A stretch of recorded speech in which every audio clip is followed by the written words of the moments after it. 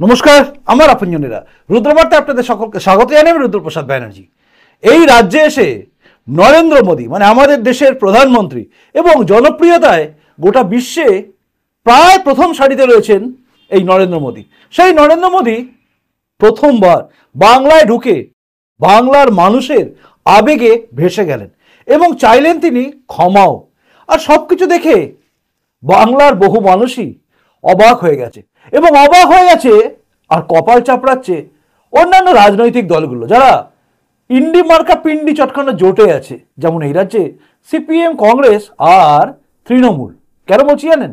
চলুন শুরু করা যাক এই মুহূর্তে গুরুত্বপূর্ণ রুদ্রবার্তা।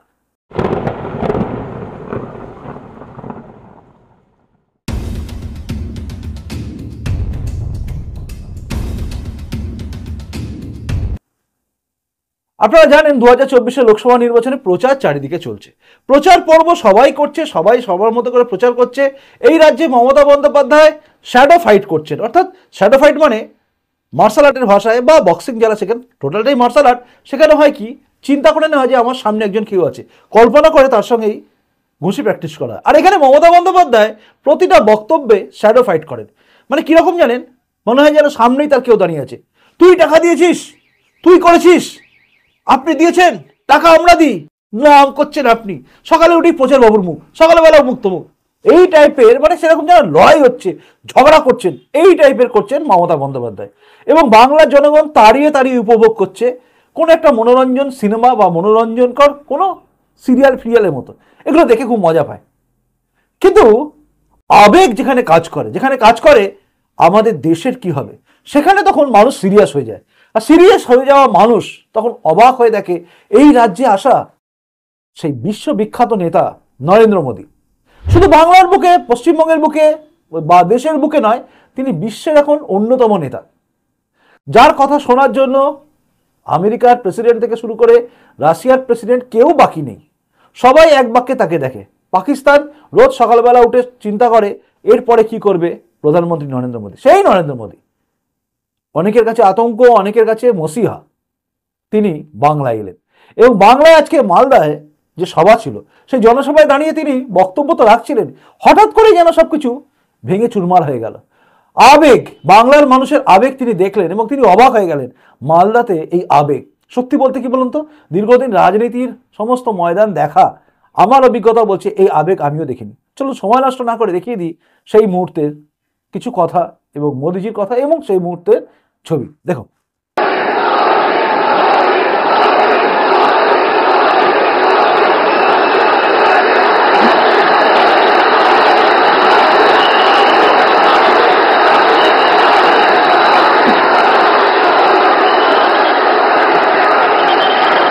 साथियों, ये आपका उत्साह, ये आपका प्रेम मेरे सर आंखों पर।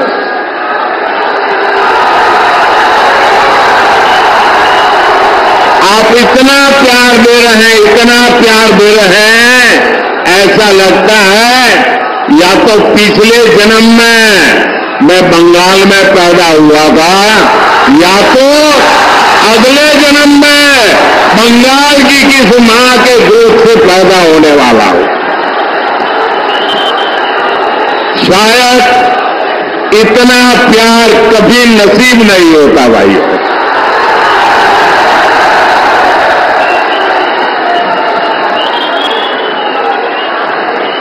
दोस्तों, लोग दूर दूर तक धूप में खड़े हैं, मैदान छोटा पड़ गया, हमारी व्यवस्था छोटी पड़ गई, आपको तकलीफ हो रही है, जो धूप में तप रहे हैं उनको तकलीफ हो रही है।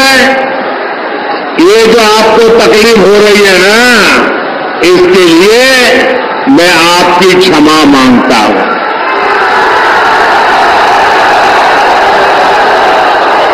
लेकिन जो धूप में तप रहे हैं उनको मैं कहता हूं, आपकी ये तपस्या मैं बेकार नहीं जाने दूंगा। आप जो एक ताप में तप रहे हैं, मैं विकास करके आपके इस प्यार को लौटाऊंगा।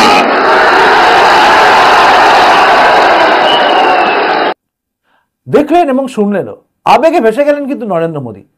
এতগুলো দেশ ঘোরা, সবাই তো বলেন তাকে যে বিশ্বের সমস্ত দেশে নাকি তিনি ঘুরে নিয়েছেন, অর্থাৎ প্রধানমন্ত্রী হয়ে তিনি নাকি এই দেশের চেয়ে বেশি বিশ্বে ঘুরেছেন।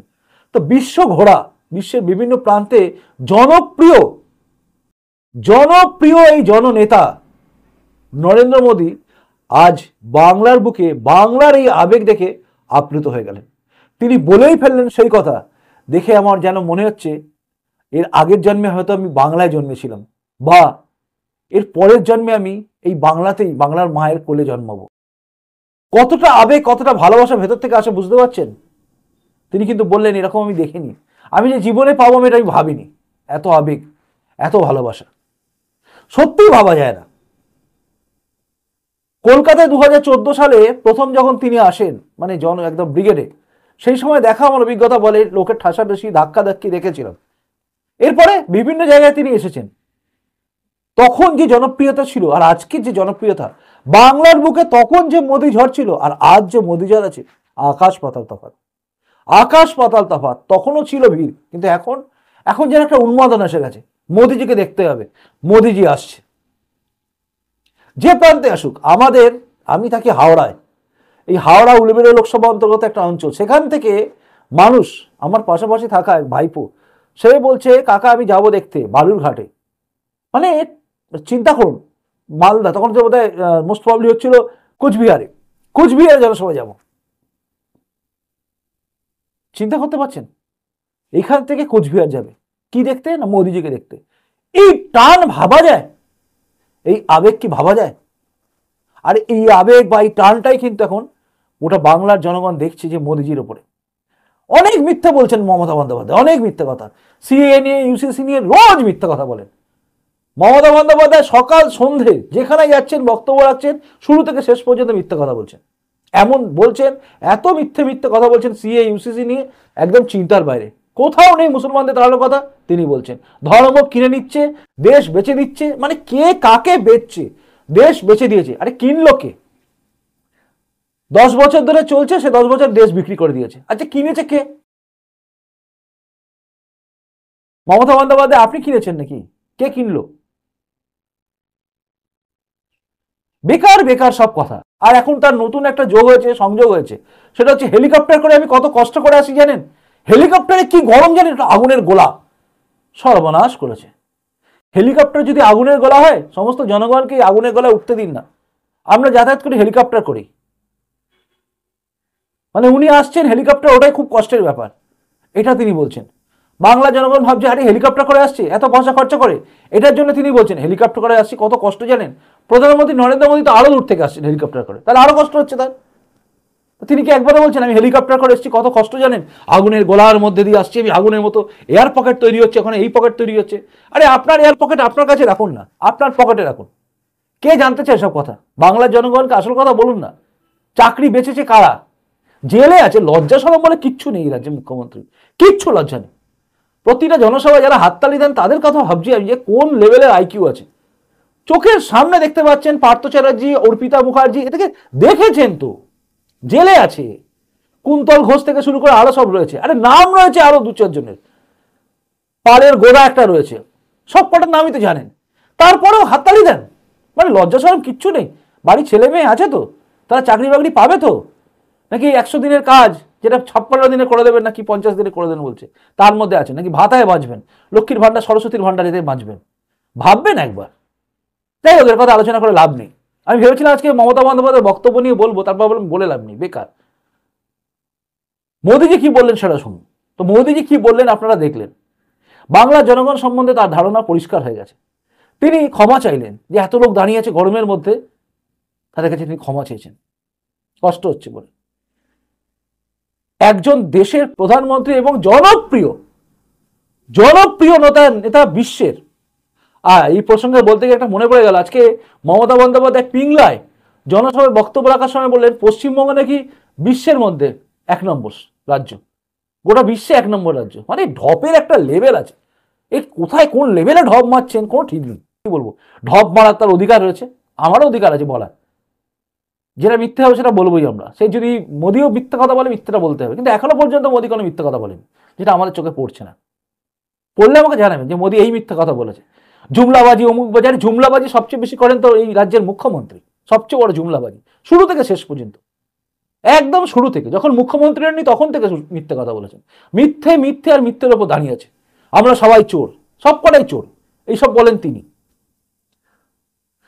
আবারও বললাম, মমতা বন্দ্যোপাধ্যায় নিয়ে আমি বলতে চাইছি না, কারণ বলে লাভও নেই। এই ভোটটায় মমতা বন্দ্যোপাধ্যায়কে দেওয়া মানে লস, একটা ভোট দেওয়া মানে লস, তৃণমূলকে দেওয়া মানে লস। এই দুর্নীতি করা এই দলটাকে ভোট দেওয়া মানে, তৃণমূলকে দেওয়া মানে দুর্নীতি করা লোকগুলোকে প্রশ্রয় দেওয়া। এবার যদি আপনি দেন আপনার ব্যাপার, কিন্তু দেওয়াটা লস। সিপিএমকে দিলে সেই তৃণমূলকে দেওয়াই হবে, কারণ ওপরে সবাই এক। সীতারাম ইয়েচুরি আর ওই মল্লিকার্জুন খাড়গে আর এখানকার নেত্রী সবাই মোটামুটি এক, ওপরে গিয়ে সবাই এক। ওখানে আবার আরেকজন আছেন খুচরিওয়ালা, গলায় মাফলার লাগিয়ে, এখন আপাতত তিহার জেলে আছে। এরা মোটামুটি সবাই এক। আবার লালু প্রসাদ যাদব চারা ঘোটালায়, গরু মোষের খাবার ঝাড়া, মানে এই সব উপরে এক। তাই এদেরকে ভোট দিলে লস আপনারই হবে। আবার আসি আসল প্রসঙ্গে। এই যে নরেন্দ্র মোদী এলেন, এই জনপ্রিয়তা তুঙ্গে যাওয়া, এটা কি আপনি দেখেছেন কোনোদিন? কোথাও দেখেছেন এই জনপ্রিয়তা বাংলার বুকে? আপনি দেখেছেন এই টান, এই না আবেগ, যে আবেগে ভেসে গেলেন ওই ওই লেভেলের একজন প্রধানমন্ত্রী, যার কথা, যার জনপ্রিয়তা এখনো পর্যন্ত আমার মনে হয় না কারোর আছে বলে, বা ছিল বলে, অতীতেও নেই। আপনি ভাববেন না কিন্তু আমি নেতাজি সুভাষচন্দ্র বসু সম্বন্ধে যাচ্ছি না। নেতাজির কথা আমার আলোচনায়, নেতাজি, মাস্টারদা সূর্য সেন, এদেরকে ধরবেন না। আমি এদের সঙ্গে কারোর তুলনা করি না, সে যেই হোক, নরেন্দ্র মোদী বলুন বা যেই বলুন, ডক্টর কেশব বলিরাম হেডগোয়ারের কথা বলুন বা যার কথা বলুন, আমি কারোর তুলনা করি না আমাদের বিপ্লবীদের সঙ্গে। তারা আমার কাছে শ্রেষ্ঠ, তারপরে অন্য কেউ হবে। তো যেটা বলছিলাম, এখনো পর্যন্ত ভারতবর্ষের বুকে এত জনপ্রিয়তা কোনো প্রধানমন্ত্রী নেই বা ছিল না। সেই জনপ্রিয় প্রধানমন্ত্রী যখন বাংলার বুকে আবেগে ভেসে যান এবং ভেসে গিয়ে বলেন এই বাংলাতে হয়তো আমি আগের বারে জন্মেছিলাম, মানে অতীত জন্মে, আগের জন্মে।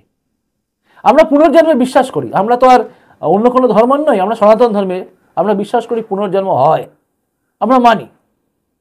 আর এই প্রধানমন্ত্রী নরেন্দ্র মোদী তো সনাতন ধর্মকে নিয়েই বলেন। তাই তিনি পরিষ্কার কথাই বলেছেন যে আগের জন্মে হয়তো আমি এখানে ছিলাম, এই বাংলায় ছিলাম, অথবা পরের জন্মে আমি এই বাংলার মায়ের করে জন্মাবো। কতটা আবেগ থাকলে একটা মানুষ বলতে পারে বলুন তো? আবেগ, বাংলার আবেগে কিন্তু তিনি ভেসে গেছেন। মোদি ঝড় আমরা শুনেছিলাম, কিন্তু বাংলার এই আবেগের ঝড়টা না মোদিকেও কিন্তু কাঁপিয়ে দিয়েছে, মোদিকেও কিন্তু ঝুঁকিয়ে দিয়েছে। ভালোবাসার টান যে সবকিছুকে ঝোঁকাতে পারে, এটা আমার মনে হয়েছে। এবার আপনি আপনার মতো জানান, আপনার কি মনে হচ্ছে? আমি কোথাও কি ভুল বললাম? হতে পারে আমি কোথাও ভুল বলছি, হতে পারে আমিও আবেগে ভাসতে পারি। আপনার, আমিও তো মানুষ, আমি সনাতন ধর্মের লোক, আমাদের মধ্যে আবেগ আছে, আমাদের মধ্যে আবেগ থাকবেই, আমৃত্যু আবেগ থাকবে। আমি গীতায় বিশ্বাস করি, আমি জানি আমার শরীরের মৃত্যু হতে পারে, কিন্তু আত্মার মৃত্যু হয় না। আমি বিশ্বাস করি সনাতন ধর্মে, আমার কাছে দেশ আগে, তারপর সনাতন ধর্ম। তাই আমি আবেগ তাড়িত হতে পারি। আমার যদি কোথাও আবেগে গিয়ে ভুল কথা হয়ে থাকে নিশ্চয়ই জানাবেন, আমি অবশ্যই আমাকে শুধরে নেব। আর যদি মনে আমি ঠিক বলেছি, আপনার মনের মধ্যে এই কাজটাই করছে যে হ্যাঁ আবেগ আছে, হ্যাঁ আমরা ঠিক জায়গায় আছি, কমেন্টস করে জানাবেন, লাইক করবেন, শেয়ারও করবেন। আর যদি নতুন এসে থাকেন এই চ্যানেলটা সাবস্ক্রাইব করে আমার আপনজন হয়ে তারপর যাবেন। অনেকেই আমাকে লেখেন, দাদা আপনি সাবস্ক্রাইবের কথা কেন বলেন? বলেন আমাকে, ফোনে অনেকে বলেছেন, আপনি কেন বলেন? আর কেউ তো বলে না। সবাই সাবস্ক্রাইবার খোঁজে, কারণ সবার আপনজন আছে। আমার আপনজন তো কেউ নেই, আপনারাই আমার আপনজন। তাই আমি রোজ আপনজন খুঁজি, বলতে পারেন আমি এখানে হ্যাংলা। এটাই ছিল এখনকার রুদ্রবার্তা। আসি এখনকার মধ্যে দেখা হচ্ছে পরের রুদ্রবার্তায়। নমস্কার, বন্দে মাতরম, ভারত মাতা জয় হোক, জয় হিন্দ।